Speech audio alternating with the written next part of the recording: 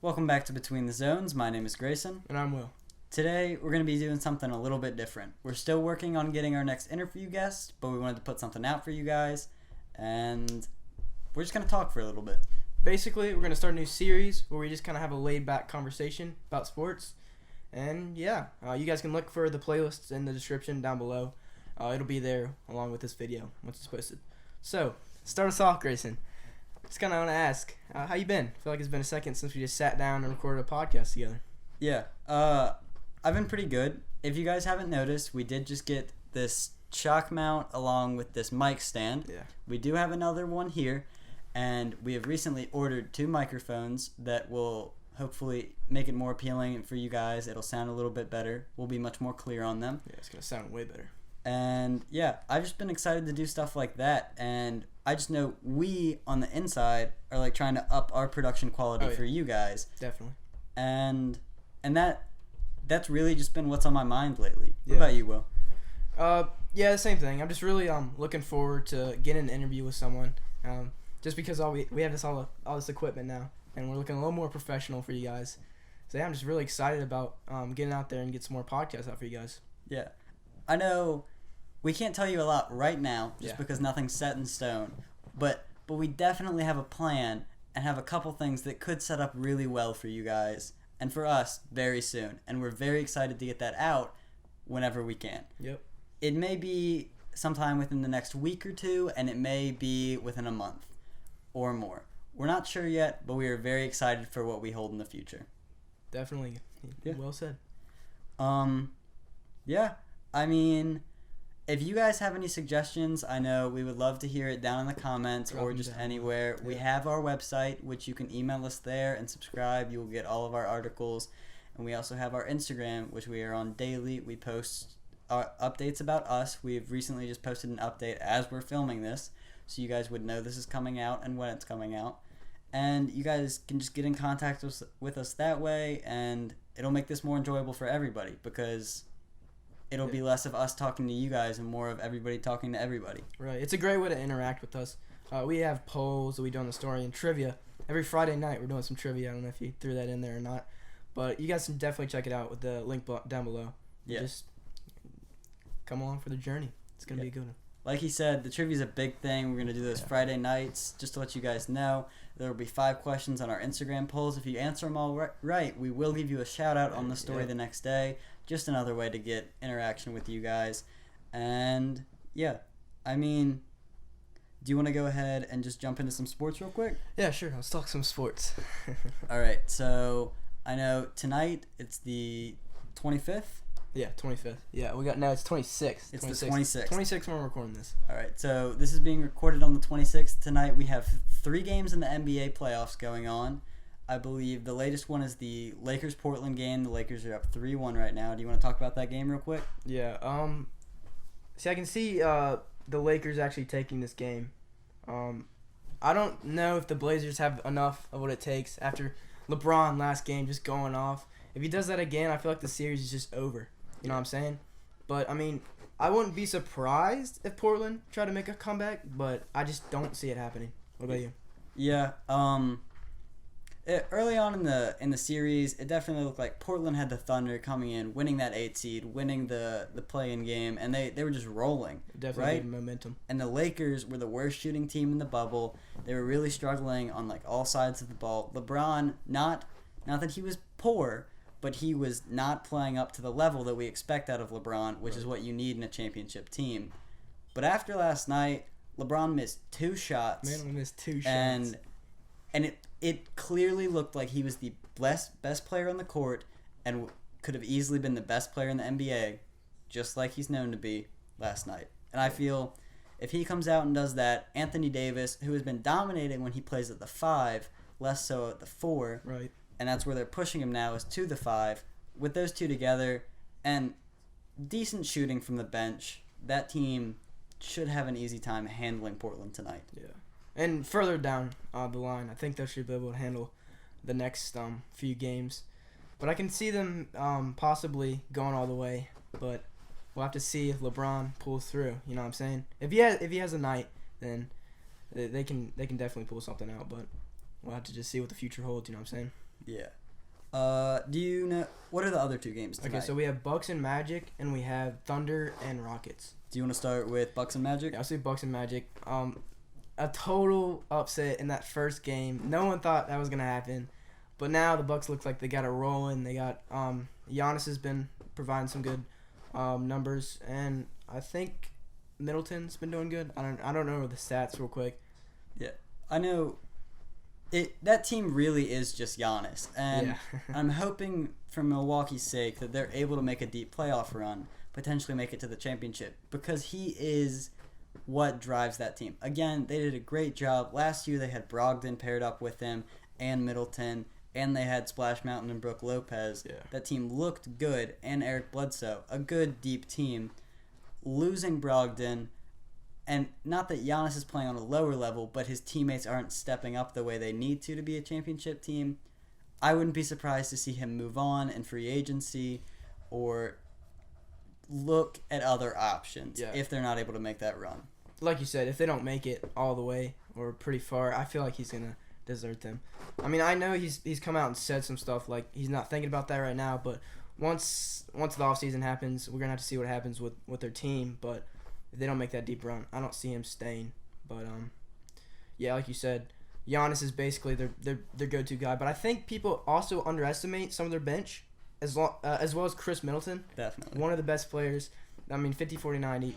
You can't take him out of the game when you're looking at this Bucks team. Sorry. Throughout this series, he's been shooting over 60% on his shots. So it's not he doesn't take as many shots as he needs to, because he takes smart shots, and they just need another guy like Giannis who can take the ball when the game is on the line and just create his own shot and score. Because Giannis is great, but you can't rely on him for 48 minutes in a game.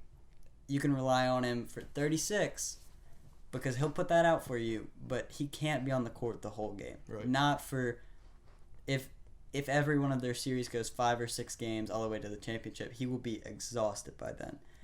But in my opinion, tonight they should have an easy game in handling Orlando. Vucevic is going to be a problem, as I think people really haven't realized, and the media hasn't given him the credit he needs to. No, definitely not. Vucevic has been playing amazing, and is the only reason Orlando won that first game and is still in it now. I think he has upped his value as a player so much and has a great chance, if Orlando can't keep him around in the next couple seasons, to move on and go get a big contract, which is exactly what you want to see for those players, is just make money. I think he's close to averaging that double-double during the playoffs. He definitely is. So, yeah, he's a great player, and he needs to go somewhere else if the Magic can't pull this up. They're not going to win, but like he needs to find somewhere where he's going to fit. I like this Magic roster, but I just don't see them going all the way like anytime soon. You know what I'm saying? Yeah. I don't see a primary facilitator on that team. No. They have Vucevic, who's going to run the 5, and he's going to dominate. The way he's been looking, he's averaging 30 points and nearly 10 rebounds in the playoffs. He's a monster. I don't know if you can expect that next season and for his career, but he's definitely looks like a 20-10 guy, which is, you love to have that as a big. You've got Aaron Gordon, who, within the right system, will play well. You've got Markelle Fultz, who is kind of a bust, I would say. Not that he's a bad player, he just hasn't lived up to that first overall pick that he should have been. Yeah, he's getting a little better, though. He definitely is, and he's definitely showed flashes of what he could be. But they don't have a guy who can just run that point and who can be a threat. Fournier is good, not great. Fultz is good, not great. They have some good outside guys, great defensive guys. Mo Bamba is going to be big and long for them. But the loss of Jonathan Isaac also kind of put them back just a little bit in the series. Not that anyone expected them to win anyway, but you see what I'm saying there. They don't have the shooting they need to. Right. You want to hop into the next Thunder Rockets game? Thunder Rockets game. So without Russ, I'm gonna be honest. I kind of expected the Thunder to be a little better when Russ was not present in those first few games. I would definitely agree. I just thought they had the depth coming in. They had the veteran in CP3, and they're just looking good coming out the bubble. I don't know what happened. Yeah. I would have to agree. The series is 2-2, but I definitely expected the Thunder to at least grab another game out of this. Yeah. This was their biggest chance to really make an impact. Russ wasn't in. He will be coming back tonight, so this will be the revenge game for Russ, the revenge game for CP3 after that trade, the deal going down. I think a lot of these games have unspoken heroes. Vucevic for Orlando.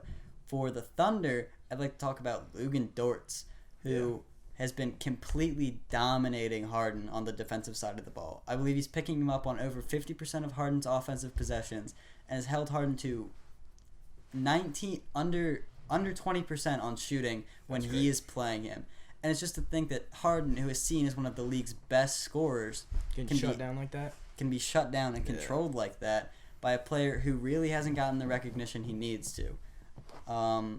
I think that's a big thing that people need to understand is that the Thunder are deep, have players that are going to come out of nowhere every once in a while and show up and play good games for them. And the veteran presence of CP3 is also going to be a big thing.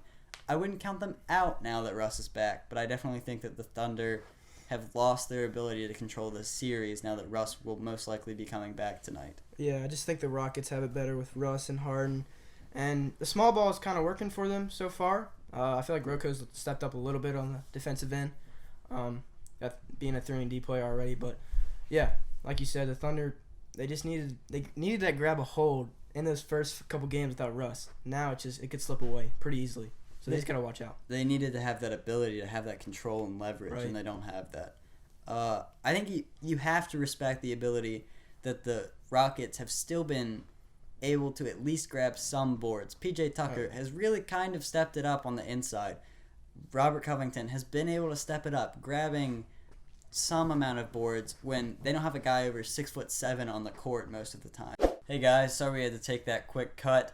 We just got informed by our friend Connor about something very important. We're going to bring him down real quick. Hey, come on down. Come on down, Connor. Let's go. Connor helps us run the cameras. He also helps us on our Instagram page. He does a lot behind the scenes. Yeah. Hello, everybody. You want to tell him a little bit about what's going on? What's up, intern? So basically, Giannis and the Bucks have just agreed with the Orlando Magic to postpone tonight's game.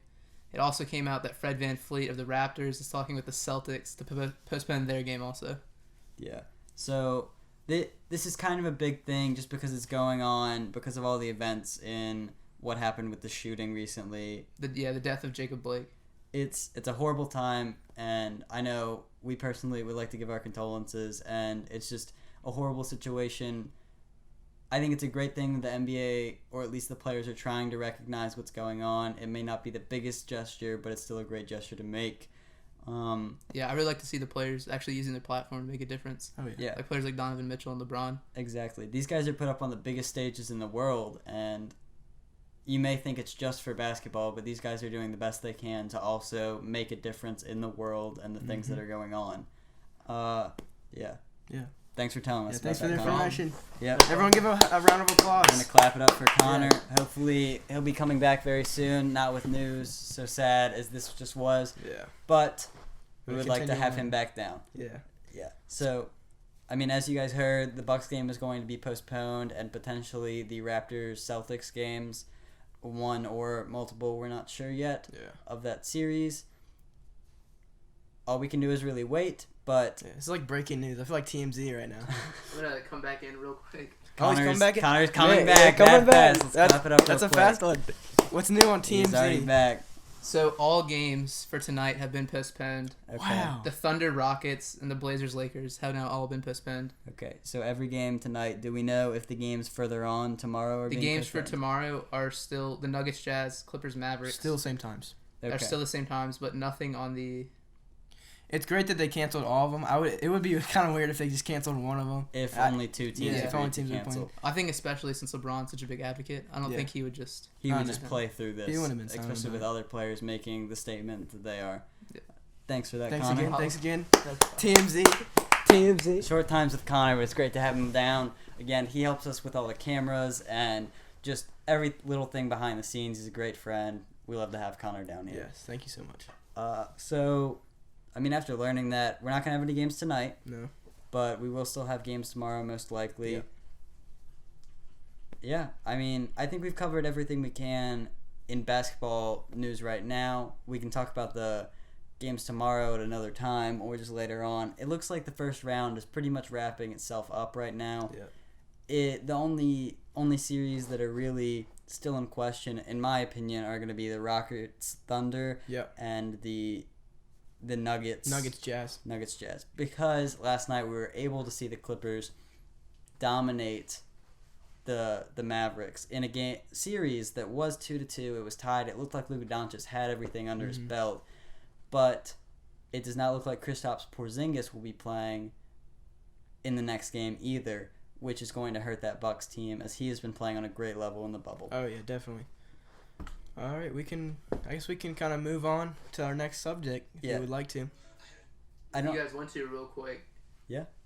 Talk about the Marcus Morris thing in the Clippers-Mavs game. Oh yeah, okay. So I haven't actually looked at that clip yet. So I have it right here for you guys. Okay, so we're doing a live reaction right now. We're gonna bring it down right here. You guys are gonna hear exactly how we're reacting to this whole thing. Reaction channel now. We'll go ahead and take it right here. So for you guys that don't know, this Marcus Morris thing is he allegedly stepped on purpose Luka Doncic's foot to hurt him in the game. What people are still trying to decide is if it was on purpose or an accident. Yeah. So it's here. It looks like Paul George just hit a 3. Clippers bench is very excited. They're coming back down the court. George waving his hands up.